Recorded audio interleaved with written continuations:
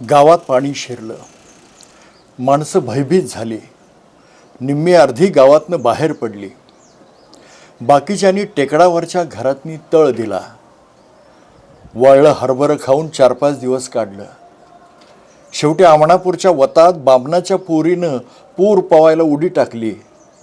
पूर पवत ते औदुंबरला निघाली तसा पाण्यानं दम टाकला.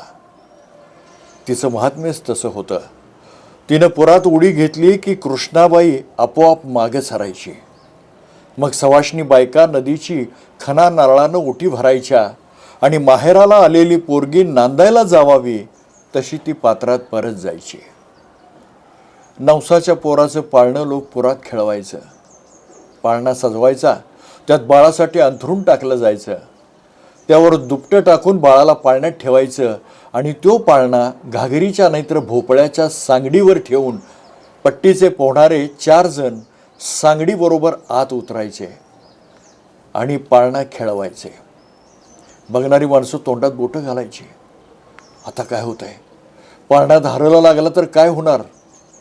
या काळजीनं हलक्या मनाची माणसं भेदरून जायची. पोराला बाहेर आणेपर्यंत त्यांच्या जीवात जीव नसायचा. पण एवढ्या दुथडी भरून चाललेल्या पुराचं पाणी पोराच्या अंथरुणाला शिवल कुठलं? अहो शेवटी आईच ती.